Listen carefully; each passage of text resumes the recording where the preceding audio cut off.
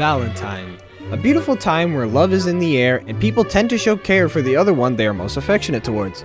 Souls games, despite its characters usually having sad, depressing tones, can still show signs of affection, and you've probably seen this in the games before, with some examples being Marika and Radagon, Henri and Horace, Father Gascoigne, and his wife. Even Patches gets something, with his questline being a love story between him and Tanith, where Patches seeks the attention of Tanith herself. But ironically enough, there's one story that doesn't get enough love.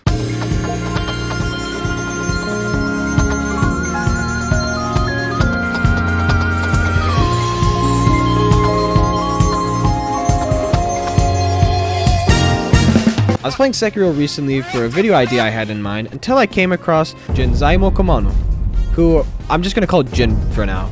Disclaimer, there are some niche things to his quest, so if you plan to use this video as a guide, bear with me.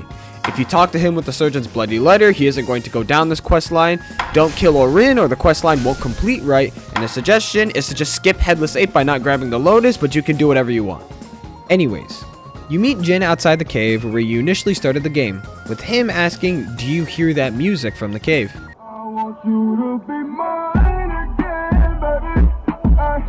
Trucking along, you venture through the cave not thinking much of him until you encounter Jin again towards the bottomless hole sculptor and another time after the Headless 8 fight. The conversation goes on with him talking about how he can hear some kind of melody calling to him, but he can't reach it due to the thick fog illusion blocking you to Mibu Village.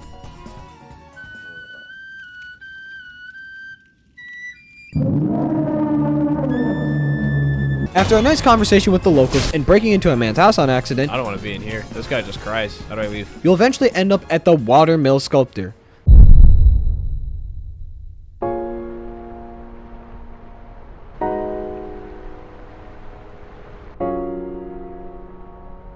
Things aren't looking good for Jin. You see him in a damaged state, nearly on the brink of death, but the reminder he is nothing more than just an ordinary man.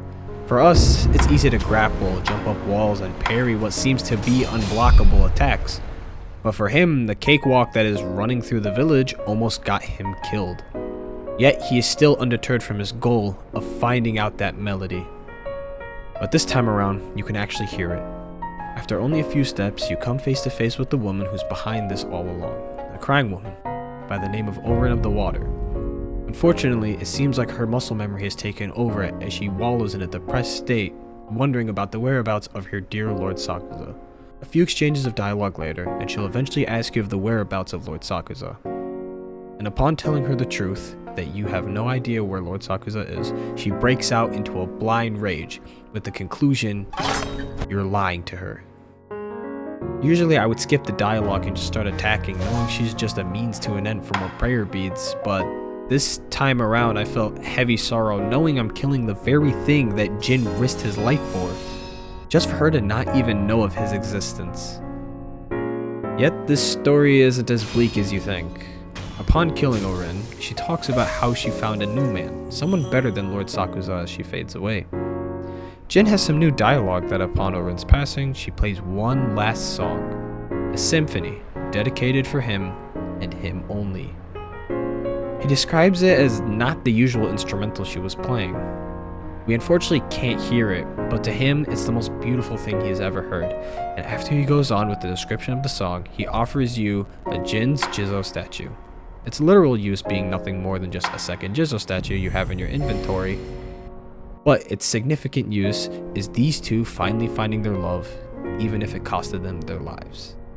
A few more exchanges of dialogue with him go on, and after a while, Jinzaimo Kumano succumbs to his injuries and he passes away, with both him and his story coming to an end.